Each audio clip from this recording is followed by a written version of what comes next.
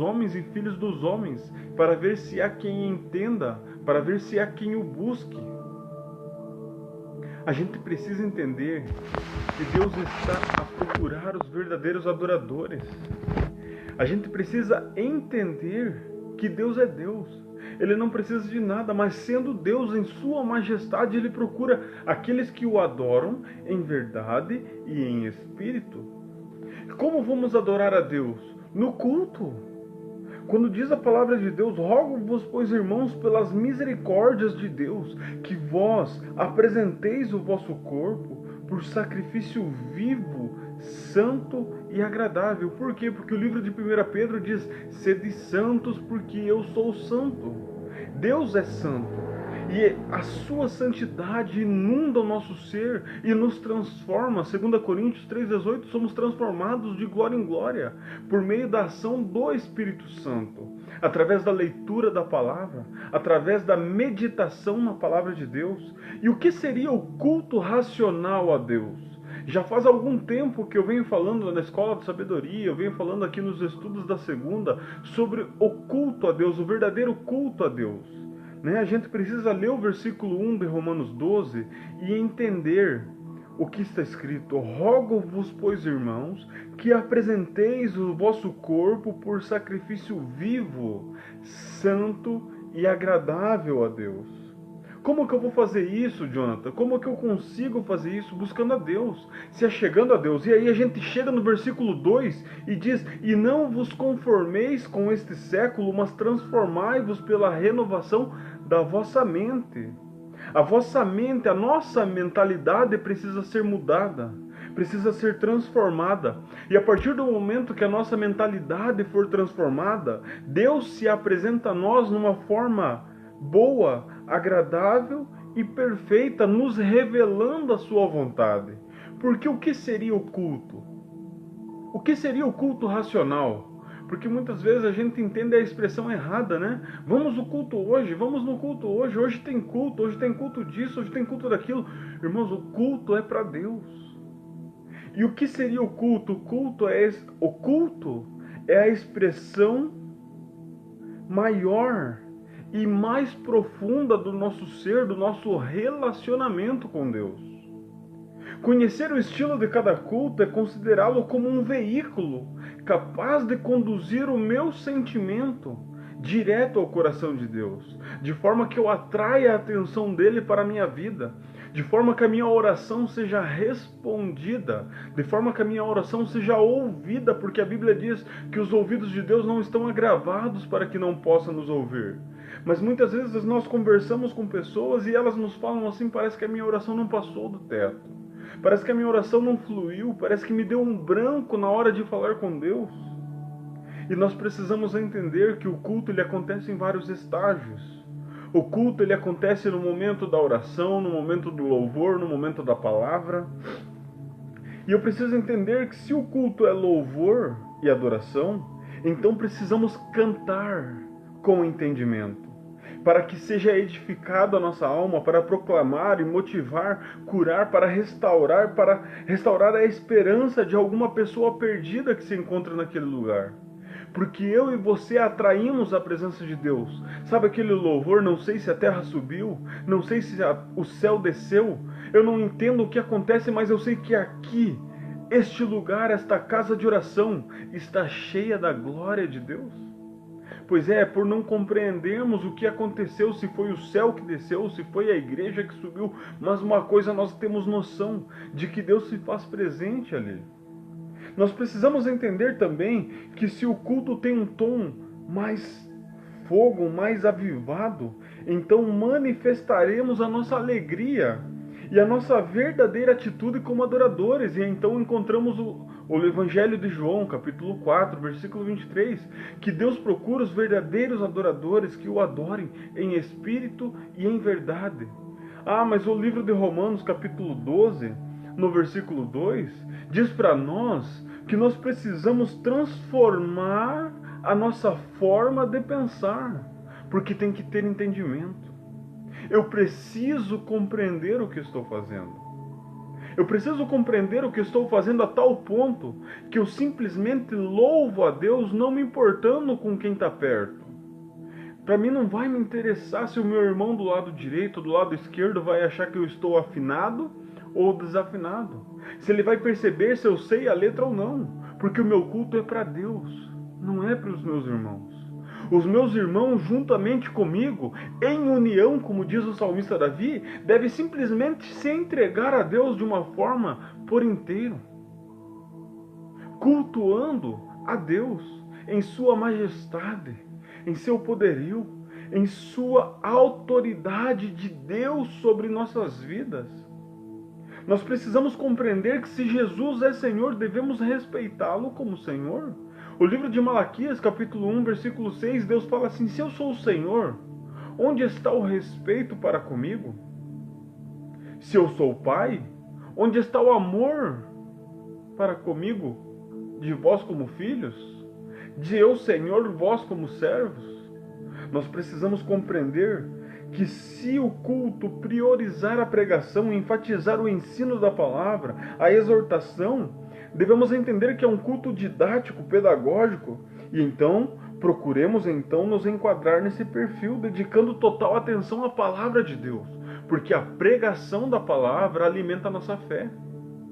E tudo o que nós precisamos fazer é estar presente no culto, porque Deus está ali. Deus está a ouvir a palavra que está sendo falada a respeito dele e está a sondar o nosso coração como estamos recebendo aquela palavra. Porque a fé vem através da pregação da palavra de Deus. E aí a gente vai orar e o que falar na oração? O que falar com Deus na conversa? O que falar com Deus no relacionamento? Porque tudo que Deus quer é ouvir a minha voz e a sua voz. Jesus, quando ele está ensinando sobre oração no capítulo 5 de Mateus, ele vem e nos informa que Deus sabe tudo o que precisamos a respeito do vestir e a respeito do alimentar. Mas, quando orarmos, é para entrarmos no quarto, fecharmos a porta e falarmos com o nosso Deus em secreto. Pera lá, se Deus sabe do que precisamos, por que Jesus vai nos enfatizar que precisamos orar? Não seria então porque Deus quer relacionamento? Porque Deus quer intimidade? Porque Deus quer que o conheçamos? Nós precisamos nos aproximar de Deus com entendimento. Nós precisamos olhar os Salmos capítulo 14. Eu quero até ler os Salmos 14 para que a gente chegue a uma compreensão exata, para que juntos saibamos o que diz. Olha o que diz o Salmos capítulo 14, versículo 2. Do céu, olha o Senhor para os filhos dos homens, para ver se há quem entenda, se há quem busque a Deus. Pera lá. Do céu, olha o Senhor para os filhos dos homens, para ver se há quem entenda, para ver se há quem realmente busque a Ele. Porque quando chegamos no Evangelho de João, capítulo 4, versículo 23, a Bíblia diz que Deus procura os verdadeiros adoradores. Se Deus procura os verdadeiros, é porque existem os falsos, é porque existem aqueles que não entendem.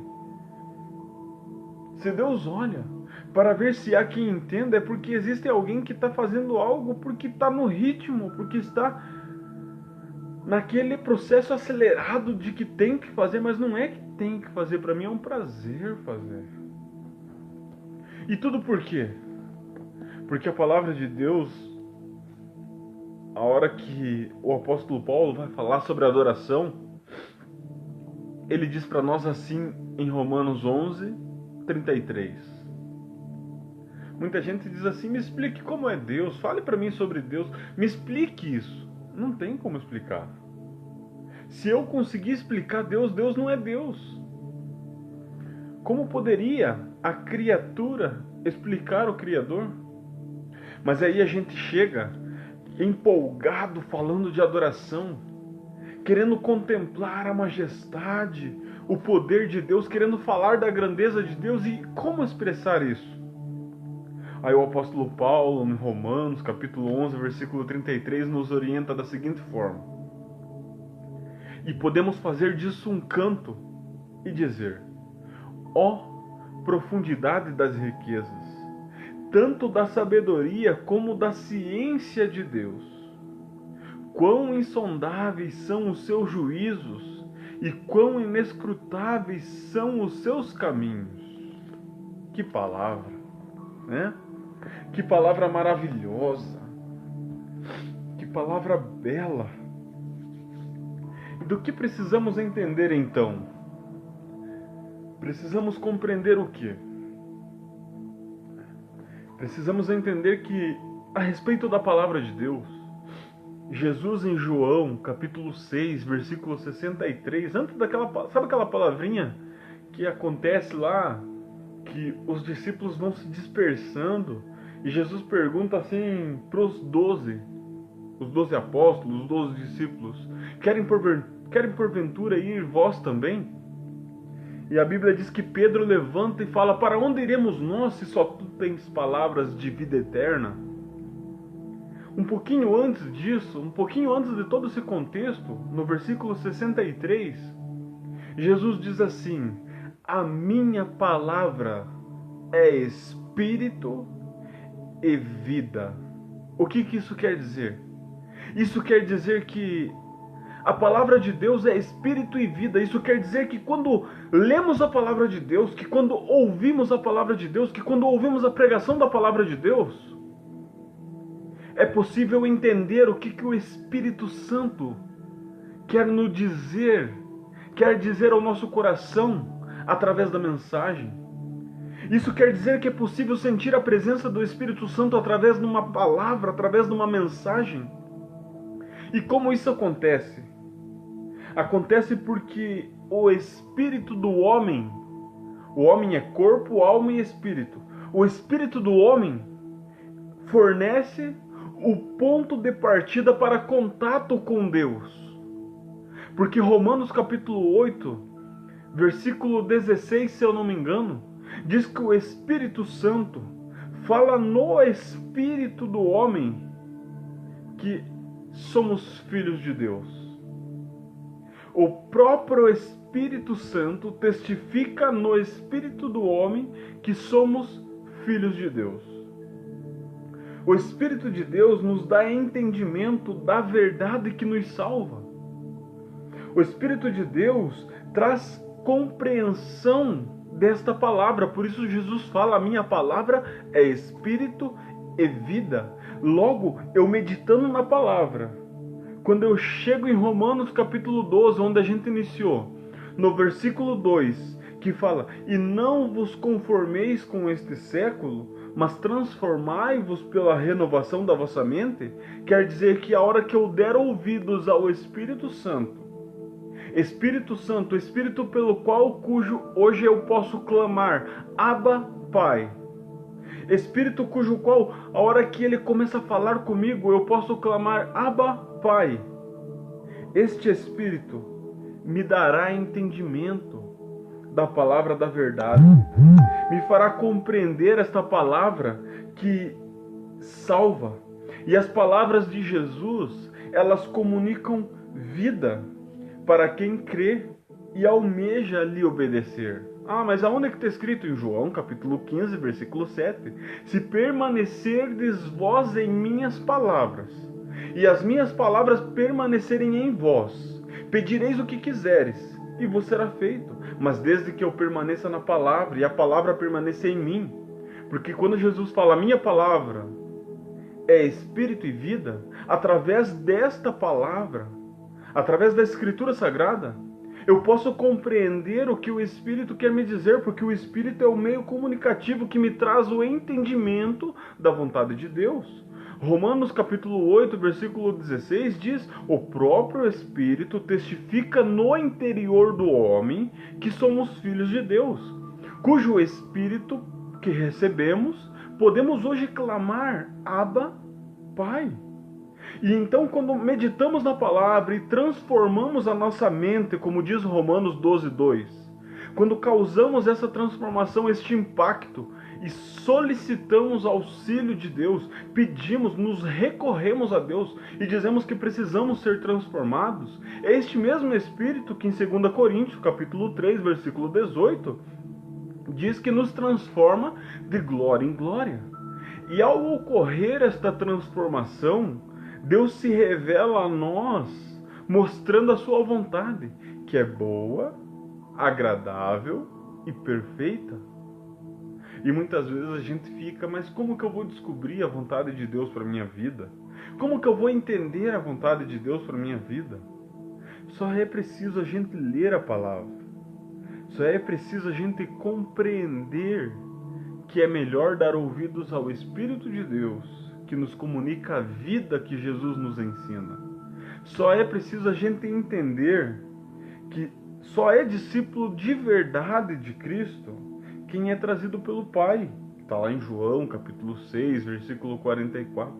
Eu não estou misturando os assuntos. Se você pegar o estudo desde o começo, você vai entender tudo o que eu estou falando. Mas o nosso tempo correu, né? Voou. E eu gostaria de ler novamente Romanos, capítulo 12, versículo 1, 2 e agora o 3, para que a gente encerre este momento, né? Para que a gente finalize este tempo e que você medite na palavra, que você observe a palavra de Deus, que você seja tocado pela palavra de Deus, que você seja impactado pela palavra de Deus. Acho que a melhor situação que a gente vivencia é quando a palavra vem de encontro a nós, nos confronta a procurar mudar, e aí a gente tenta, vê que não consegue, pede ajuda, e aí o Espírito Santo vem e encontra uma porta aberta. Porque o que Jesus falava? Quem tem ouvidos para ouvir, ouça o que o Espírito diz à igreja. Se abrires a porta, eis que estou à porta e bato, se abrires, entrarei e cearei contigo. Então a gente só precisa ouvir e dar ouvidos. A gente só precisa dar atenção. E então vamos ler, para que a gente entenda como funciona a nova vida, para que a gente compreenda o que a palavra nos orienta. E aí diz assim, Romanos, capítulo 12, versículo 1, 2 e 3. Rogo-vos, pois, irmãos, pelas misericórdias de Deus, que apresenteis o vosso corpo por sacrifício vivo, santo e agradável a Deus, que é o vosso culto racional. Deu para entender?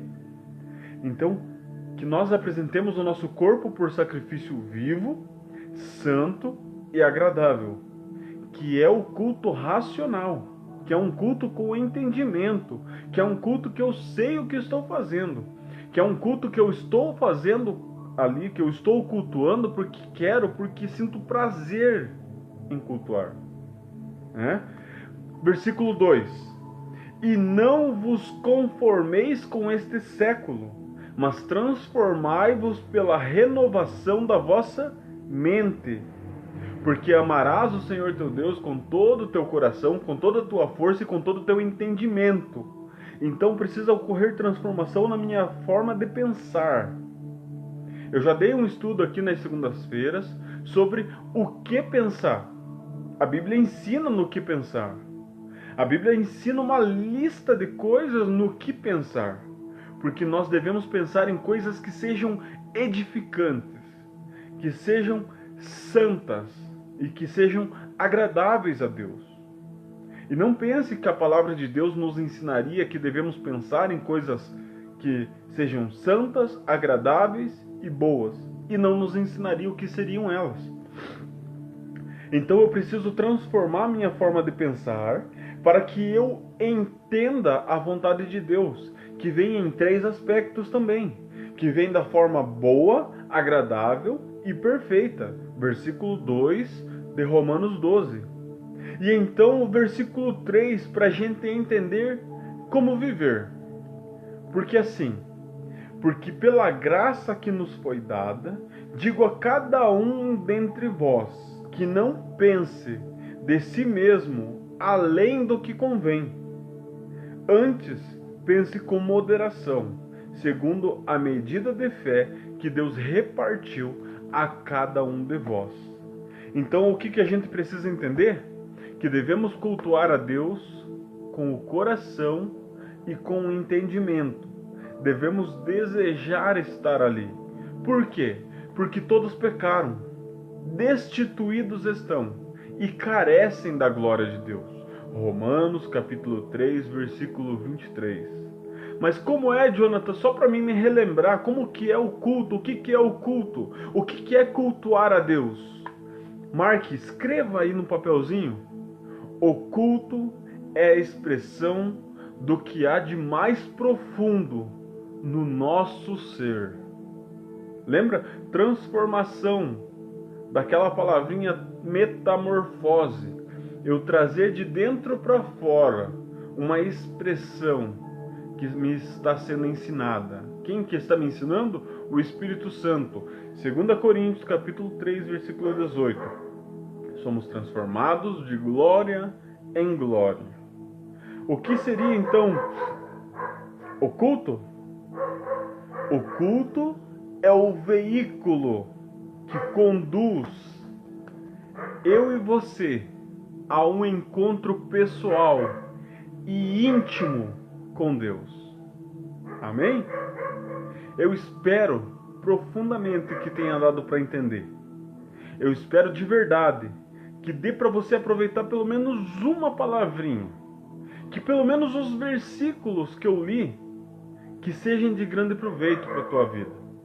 Se eu falei alguma coisa errada, eu peço perdão, porque eu não sei tudo. Eu apenas compartilho um pouquinho de informação do que eu tenho aprendido. E eu gostaria agora de orar junto com você, não apenas por você, mas junto com você. Porque lembre, relacionamento entre eu e Deus. Então, vamos orar, vamos falar com o Pai, vamos agradecer a Deus. A gente deve pensar assim, com todo respeito, óbvio, com todo respeito. Muitos deitaram e não levantaram. Então Deus nos permitiu uma nova oportunidade de sermos gratos, de agradecer. Porque o Salmo de número 100 diz assim: entrai com ações de graça, dai graças por tudo, agradecei em tudo. Amém? Então vamos agradecer a Deus? Eu quero orar por você. Senhor, meu Deus e meu Pai, eu te louvo porque este momento foi de tamanha clareza, que a tua palavra, ó Pai, cause impacto na vida daquele que assistiu, daquele que virá assistir posteriormente. Eu te peço, ó Deus, que dai-nos uma noite abençoada, guardada e protegida por Ti. Eu te peço, ó Pai, que abençoe a todos aqueles que dedicaram um tempinho para estudar a Tua palavra, a meditar na Tua palavra. Eu te peço, Senhor, que guarde, que proteja, que abençoe, que cuide destas vidas, de que se revele a elas a cada dia, ó Pai, assim como tem se revelado a mim. E é em nome de Jesus que eu te peço e eu te agradeço. Amém. Que Deus te abençoe, que Deus te guarde. Até a próxima segunda-feira. Estaremos aqui estudando um pouquinho mais no Café com Bíblia. Amém? Deus te abençoe.